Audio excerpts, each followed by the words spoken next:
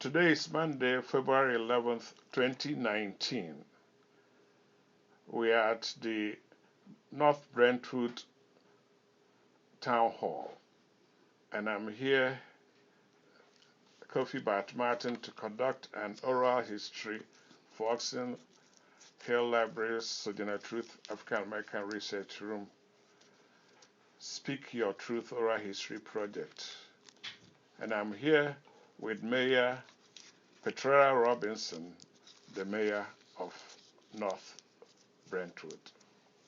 Good morning, Mayor. Good morning. How are you? Fine, and you? I'm doing good. Doing excellent. Yes. We've made you aware that we wanted to collect these oral histories, and today is our turn here. Mm-hmm. Can you tell me some of your earliest history of this town? Well, I was raised here by my great aunt, Margaret Neville. That was her name, and then she married a Landrum. So she came here in 1948, and I came here in 1953. From My mother, who my mother had babies and more babies. And so during those time, you didn't have adoptions or anything like that. You just gave babies away. So I was blessed to be given away to my family. That's a blessing right there, to be able to be with your family, and know your family. So I was given to my great aunt when I was 3 years old. So I came out here when I was 3 years old. Um, uh, I was, I guess, a spoiled child because I was with my great aunt and great uncle, and that I was their only child at that time. So I was very, very spoiled, as people say. Some of my classmates had said I was a spoiled person, but a little child. But what we did was, she was a hairdresser, and she took care of me. We had a little rambler, and still I am in that rambler today. But yeah, the main thing that I can remember about North Brentwood is North Brentwood Elementary School. North Brentwood Elementary School went from first grade to the sixth grade. It was right next door to this building that we're in now, the North Brentwood Municipal Center, and what resides there now is the tennis courts. But it was a building with many children. Children came from Hyattsville, came from Brentwood, North Brentwood, um, even as far as some of them to as far as Melrose. They used to call it Melrose up in Hyattsville. So there were numerous children, and we had the greatest education because we had some great black teachers who were very knowledgeable, and our parents and our adults were interested in making sure that we had the best education, that we learned.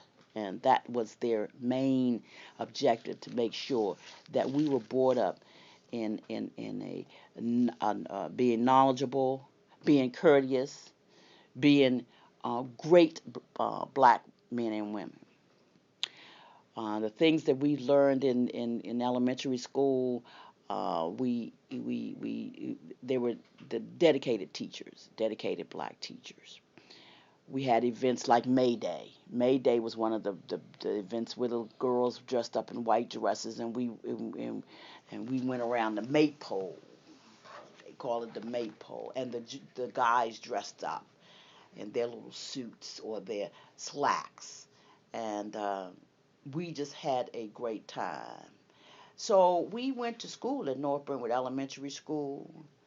We didn't have any. We had to bring our lunches, so we always had to pack lunch. But my great aunt was one of those people that uh, started talking to Mount Rainier Junior High School, and to see if they were serving lunch over there. They want to know why our children can't have hot lunches too. So they got an agreement together, and my great aunt was one of those people that picked up our lunches every day. So we had hot lunches. They got agreement together, and we had hot lunches every day. We also had, at the end of the day, there was a lady named Miss Queen.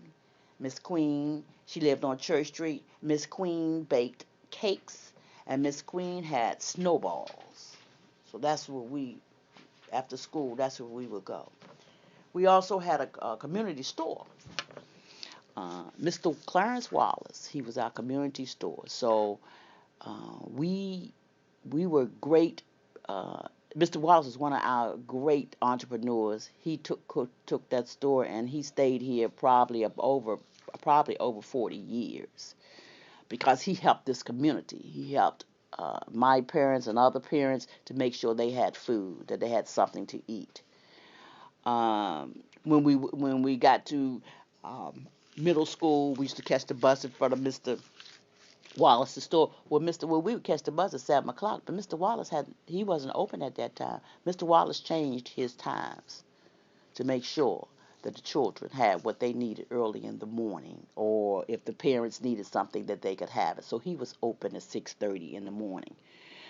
So we really had a great life as far as the schools are concerned, but integration set in. Integration came, and After Brown versus Board. Yes, and then we had to be bused to. We were the first ones to integrate Northwestern High School, yes, in Hyattsville, and we didn't think nothing of it. We were kind of sheltered. Parents didn't let us know what was going on. We didn't know there was a civil rights movement. We didn't know that. We didn't know that we couldn't. That there was uh, water fountains right across that line that said for blacks and whites. We didn't know that because we weren't privy of that information a long time ago. And I guess a lot of people don't know, but they didn't talk a lot. They didn't tell us a lot. Mm-hmm. They just want us to be children. They didn't want us to worry about things. And we didn't worry about nothing because we didn't even know we were poor. We didn't. We did not know we were poor. We ate good. Everybody was somebody's mother. Everybody was a mother. So everybody took care of all the children. So fathers, they were here. So, everybody looked after everybody. So we just weren't aware of what was going on around us. And it's amazing as we got older and to find out that things were going on around us, like riots and things like that, uh, you know, racism and things like that. We were just we were appalled because we didn't know. Because what we did, we lived a good life. We were here in North Brentwood, and most of the time that's where we stayed, in So, North Brentwood. so you stayed all through your life here, or you moved away? I moved away after I got married, and I got married in 1969. So after I got married, I went and moved away, but I came back in Where did 19 you all move to? I moved to Southeast Washington D.C. after I Okay. got married, and then we moved again to Oxon Hill, and from Oxon Hill we came back to North Brentwood because my great aunt was sick. Oh, okay. So we came back and we stayed with her until her death in 1983, and stayed there and made this my home for my children. I had 4 children. I had 4 children, a husband and 4 children, 2 girls and 2 boys. Um, so it was very, very inspirational to know that you had somewhere else to go to. And we were, and I gotta say, I want to really put something on people's minds about the history and what we're doing, but we have to always remember that we have to take care of each other. We are all Yes. family, Mm-hmm. and if it wasn't for my great aunt doing the things that she did for me and leaving me a home, where would we be? A lot of our people have come back to North Brentwood where their mothers had their homes. So they came back. Miss Palmer is one of them that came back. Her mother had her home. A lot of people had homes and they chose to stay and to make sure that what they did would not go to the point that it wouldn't be something that they just did. It would be meaningful. Good. So you've mentioned some of the institutions today. You had the store, Had the store, had the Wallace's Market. Wallace's Market. Uh, so basically, people didn't have to go out of this neighborhood to do grocery. We did. We had a Safeway up on Rhode Island Avenue. There was a small Safeway that was up in Rhode Island Avenue.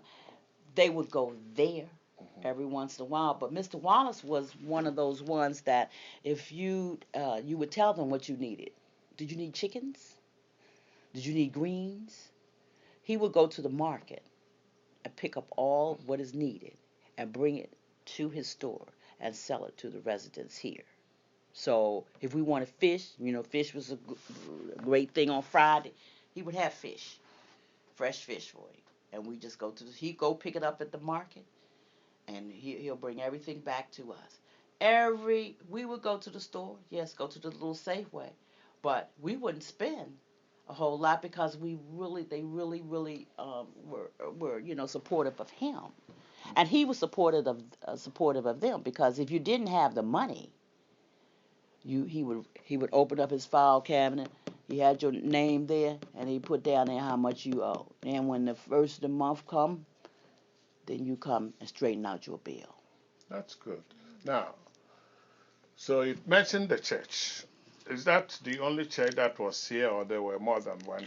There was this First Baptist Church of North Brentwood. Well, let me say this: the African Methodist Episcopal Church is the first church that was here. Okay. That's on that corner of Webster and Rhode Island Avenue. That is the first church that was here. A lot of the parents, and there's pictures of our ancestors who in the museum who were members of the AME Zion Church before they were members of the First Baptist Church. Then the First Baptist Church came, and it's here right in this location. That's where it was. And I think they've had 3 churches. I think one of them burned down. But this is the church that I was raised in was the Baptist Church. I was there at probably 5 years old. We went because of the Baptist Church, and that's where we had services. So I was raised up in the church. Well, a long time ago, you had to go to church. Yes. No questions asked. You didn't have nothing to say. It wasn't your choice. Parents didn't ask you, do you want to go to church? No. You had to go to church. And even as we got older, we had to go to church. Yes. If we partied the night before, we had to go to church Sunday. Okay? Because you wasn't staying in the house. So you had to go.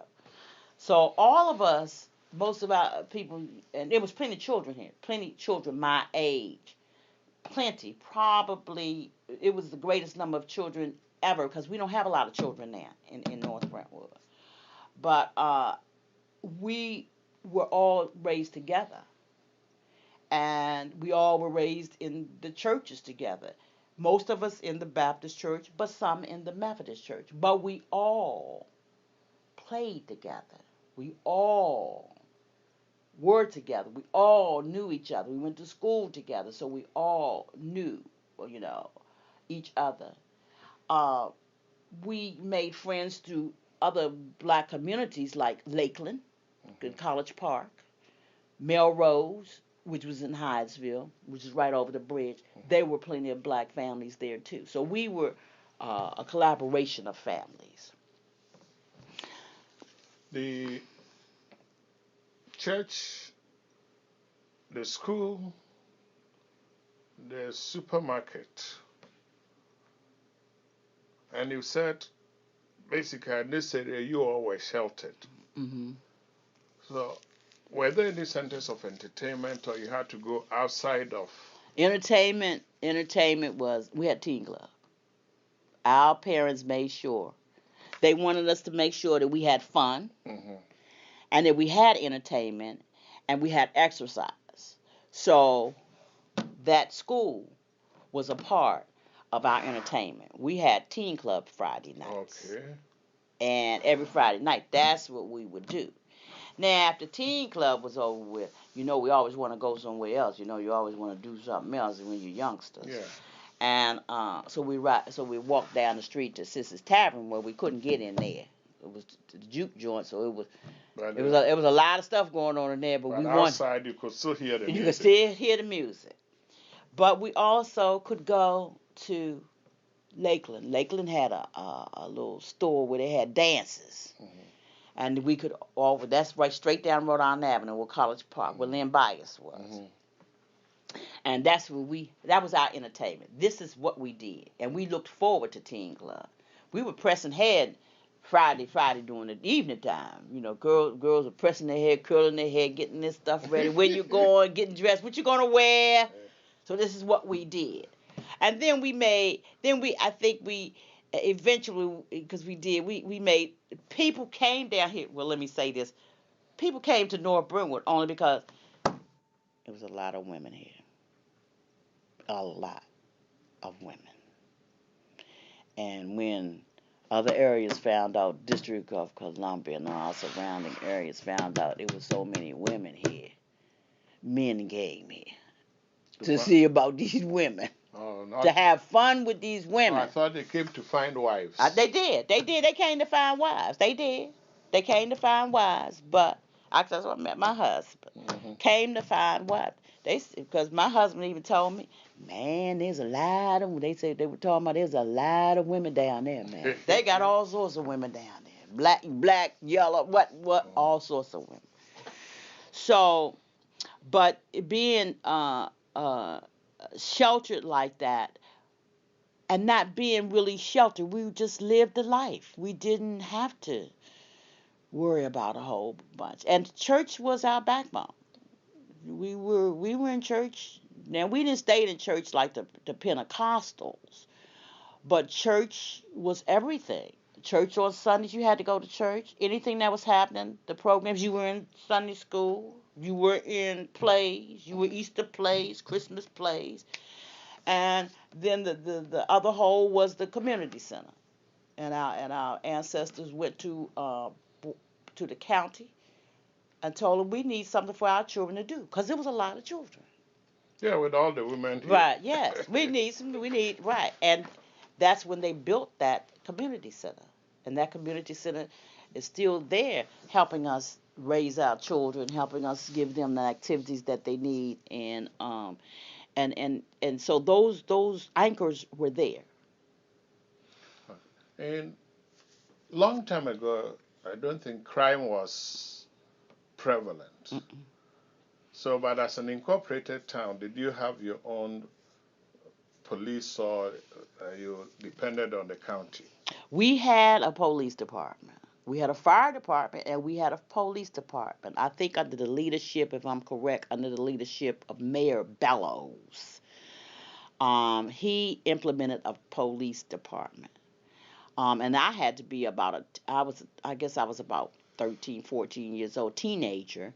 And that was the time you were being courted, or men were coming in and everything like that. So a lot of them got pulled over by the police, because the police really didn't like them men here anyway. But and I think it was only about 3. I can remember 3 policemen. Okay. And I was reading in the minutes. I had some minutes this past week, 1949 to 1950. They were paid $2 a night to patrol these 8 streets. They were paid $2 a night. And the fire department was up on 41st Avenue. There's a monument there now where the fire department was. I don't remember much about the fire department, but they did have a fire department.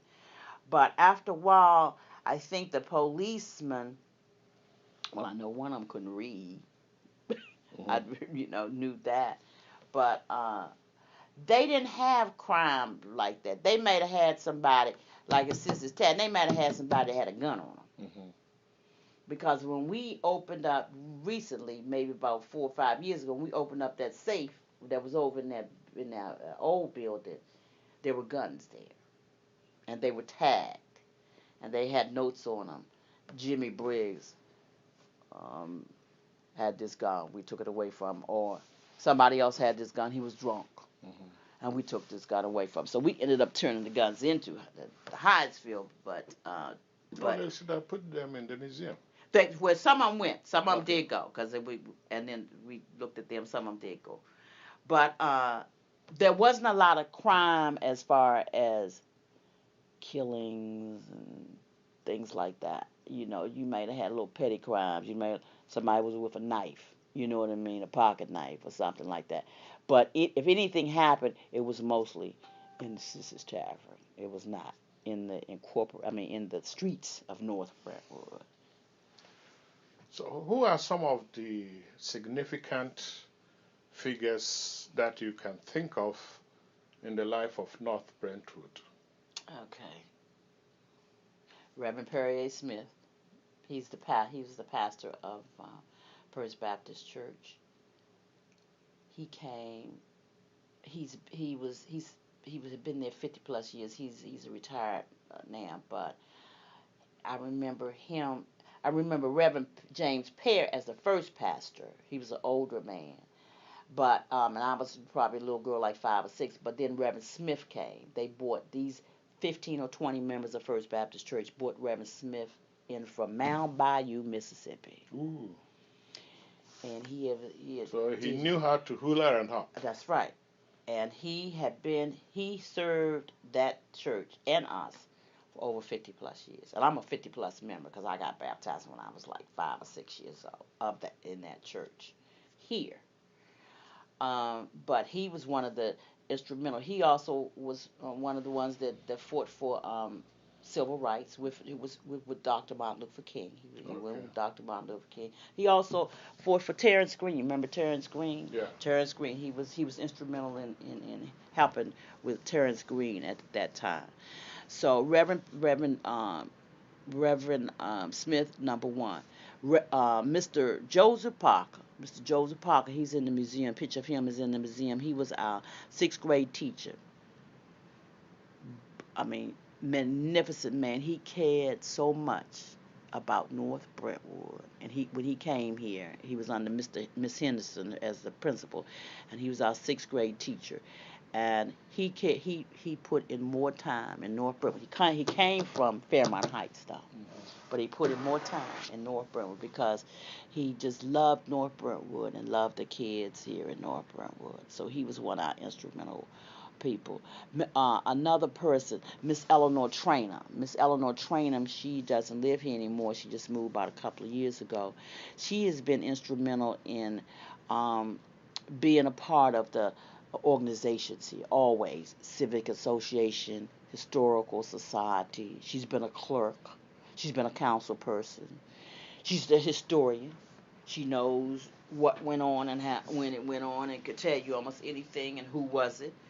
Another instrumental person was Mayor Lillian Beverly. She was the first woman mayor of the town of North Brentwood.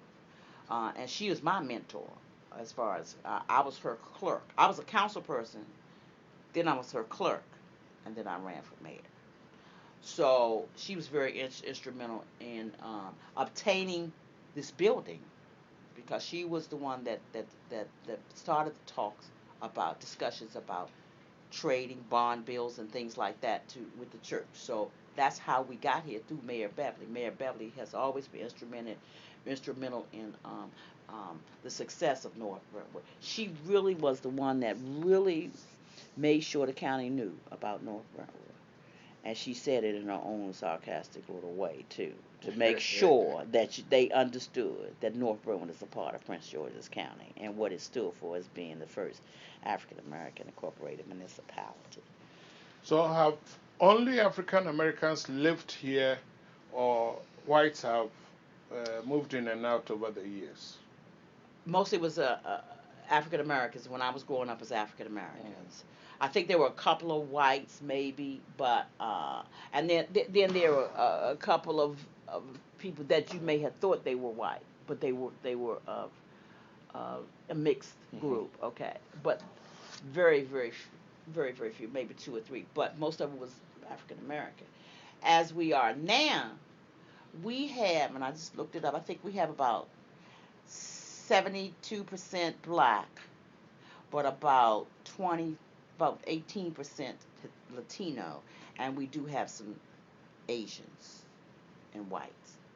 Whites may be 1%, but Asians are next to that, maybe about 2%. But most of it is African American still, but we have a lot of diversity here now. Good. So historically, what did the people in North Brentwood, especially from the beginning until this modern time, what did they do for an income? They were entrepreneurs. As I said before we started this recording, my great aunt, her means of monetary values was she was a hairdresser. She had her own business. Most of them had their own business. There was the baker, there was the lawyer, we had a doctor, we had the produce person, we had the ice man, because you never, you get ice in blocks. You had, everyone had their own niche, and that's how they made their money. Now, when they stayed to themselves. They didn't want too many people knowing too much. And I'm saying, because you got to get a permit for. I mean, just like she had to get a business permit to run her beauty parlor. But that's as far as they went. They didn't allow. They may go to Prince George County to get that $5 permit from that white man. But that was it. There wasn't a lot of talking being done. We were to ourselves. We barter. We barter and exchange services to help each other. So that's where most of it. It wasn't no one. A few of them may have. There wasn't no big jobs. They may have been on the railroad. Some of the men and women may have been on the railroad. But other than that, there wasn't no big jobs like federal government. We weren't allowed in the federal government. And I think when I went in the federal government, most of the federal government was white. And I went in 1969, 68. So most of that was white. So most of they were independent people. They did what they were entrepreneurs. They made things work. Now you always had the number runner. You had the numbers. Oh, yeah. You always had that. A book was somebody was interviewed on NPR last week. Her mother, she's a journalist now. But her mother was a numbers runner. Right. She bought her own house with that, and her daughter went to some of the finest schools and universities. And my family came from Roxborough and Greensboro, North Carolina. This is where they migrated up here. My family came from there. Their surname is Pettifords. They came up here, and that's where my great aunt was, a Pettiford. They came up here for a better life. But they had skills. That's one thing they had. They had some skills. My great aunt could do hair, and they were seamstress. They do. You never wear pants. Children never wore pants. And women never wore pants to church and everything like that. Right, skirts and dresses. My great aunt would make a dress in the night for me to wear to church. My hair was always pretty. I'd be the last one to get my hair done, but my hair was always pretty. But this is what they did. They used their gifts. They sold their curtains, pillows. They sold that stuff. This is what they did, and it was amazing how they made it work. Good. Do you remember anything from the civil rights movement? And if North Brentwood, since you said you were all sheltered, and when you went to school, you didn't even know about some of the problems out there. We didn't know. We didn't know. Even when we went to Northwestern, to the high school, when we integrated the high schools, Well, we never looked at them any different than anybody else because we never were taught that way. You know, they're white. But I tell you one thing, we didn't know nothing about no cigarettes until we went to Northwestern. We didn't know about smoking. Yeah. We didn't smoke. But when we got to know, there was a little gully outside the school that was their smoking area. So somehow or another we joined in. You know, we ended up joining in. So we ended up smoking. But we didn't know. And when our parents found out, because you know we were hiding it, my parents found out we were smoking. Oh no, you can't do that. They were dipping snuff because my great aunt did snuff. Okay, but we never were. I never was privy of any kind of racism or anything like that. Even my whole time being there, being in high school, I've been here in North Brentwood. I have never, and I guess that's why I'm the way I am now because I haven't faced it. So you were in this area during the '68 riots, Yes, but you I were was in the federal government then. I was in the federal government then. So, okay. and I remember the riots because we were at work. I worked down there at 17 Pennsylvania Avenue, up from the White House, at United States Information Agency. And I remember the riots, and we were secluded in the building until things died down. So, but it didn't precipitate to the side of. No, it did not. And that's all we weren't, and then we came, I think I came home, we were in Southeast. But it didn't hit us. It didn't really hit us. And then we came out here to my great aunt's house. She said, "Oh, it's just terrible." What really got my great aunts stirred up was Roots, The movie. the movie. When we started watching that, she was appalled. She said, I just can't watch it. They should not put anything like this on TV as much as we've been through. She was just outraged about Roots being on TV to tell the story and I guess to live it again. Because I've heard people who have said something similar when the Roots, the newest one was.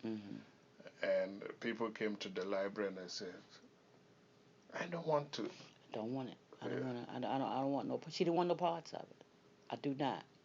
But people who forget the past will repeat the mistakes of the past. What do you think? I don't think it was. I don't think it was. They just didn't want to relive it. They just didn't. I don't think they probably knew that, but I'm saying they didn't want to relive it. They didn't want to relive it. They just want to live in a peaceful place and not bring these memories up again. Back.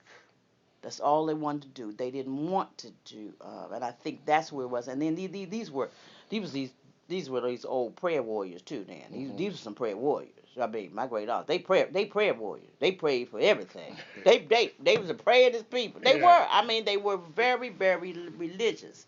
And I guess after the strife that they had been through in South, and they came here to have they've got a home. I got a little business here. I just want to be I just want us to be together, and I just don't want no strife. And I think that's what they did, and they prayed. They were prayer warriors. That's exactly what they were. We need to get more prayer warriors back in. Yeah. Okay. So, over the years, what significantly would you say has changed in North Brentwood? Significantly. Has the town remained always the same, or? We're not close. We're not close as we were.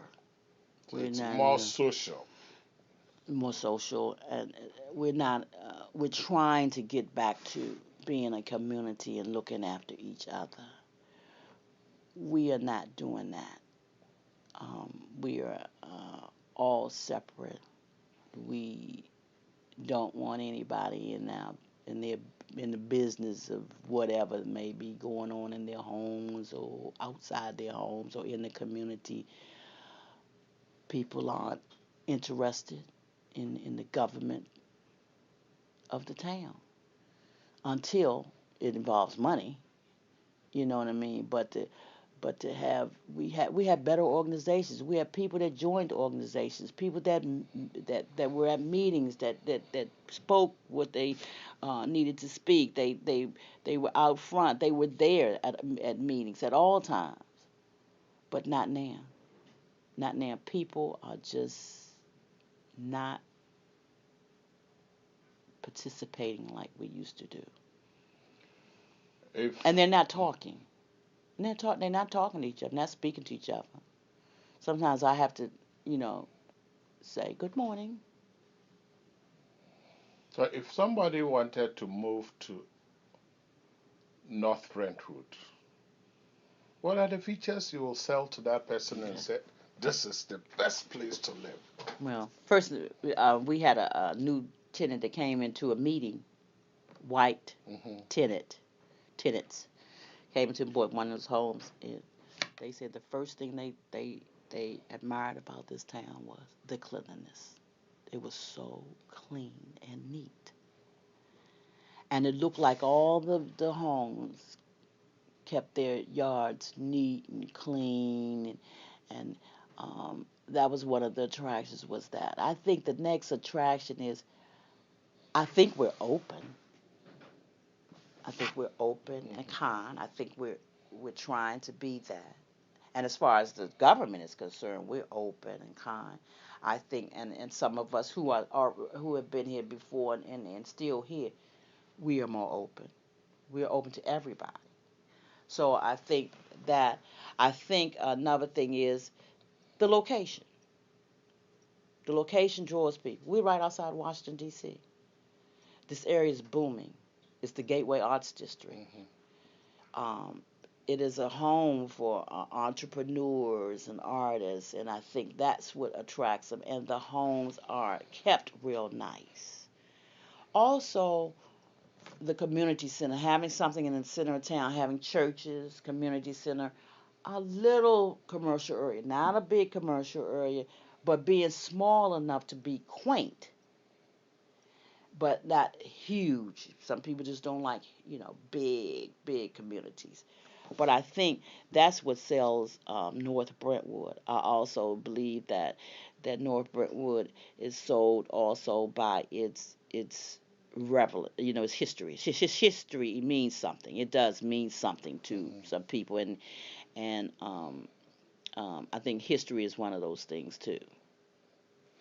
Okay, so what are your greatest fears about the future of this community? I guess the greatest fear is that it's not going to be affordable. We're not going to be able to afford it. This place, we are not our children, our grandchildren will not be able to afford to live in a small community, especially close to Washington D.C. Not only North Brentwood. I'm talking about Brentwood. I'm talking about Mount Rainier. This area, they're not going to be able to afford to live here. That means the vision of the ancestors It will, will be destroyed. we will be destroyed. Will be destroyed because that's what they wanted. They wanted you to always have a place that you Hmm. can call home, and that's not that's my greatest fear is that they won't be able to afford. And also even in the next couple of years, I'm what 60. I'm gonna tell you 60 something. Um, 60 something. Will I be able to age in place? Even the ones that are 50. Will you be able to age in Aging place. place? You know what I mean? Hmm. To make sure that you can afford everything here. Everything's going up so high and everything can't. Will you be able to age in place? And that's a fear of mine that we may not be able to age in place. And another fear is also because we've gotten to the point that blacks have gotten to the point they want to put their older people in nursing homes, and we didn't do that. Nope. Because my grandmother and my grandfather lived with us, with my great aunt. So her mother and father lived with us until they died. And that's a great fear now because they don't want to they don't want to do this now. And I understand some of it, but some of it I do not. Is there anything else I haven't touched on that you think you want to comment on? Well, I guess to close it out, I just think that North Brentwood has been a great place for me to be raised here in North Brentwood. This was a God miracle because we just didn't know that we were poor. The apple tree was full of apples. When they go out and they pick the apples. We having fried apples this morning. These are the things that you miss when you're talking about being together as a family and doing things together, is to have that apple tree there for you, or a garden. So I think that the whole thing is just North Brentwood is a great place to live. It was a great place growing up. That's why I'm still here. That's why I raised my children. My children would say they would never. They said this was the upbringing that they loved, and they're on their own now. But it's the upbringing that really keeps you focused to know that it's great. It's great that you have people that care about you and love you and do the best they can for you and send you out in the world and give you all they have. So my main thing is I hope that North Brentwood can be continue to be a place like that. But we do have doubts. Thank you very much, Okay. Mayor Robinson, for this exciting time together, and it's been my pleasure to see you again. Okay, yes, thank you, Kofi. We have to see each other again at the library too. Yes. Yes, yes, sir.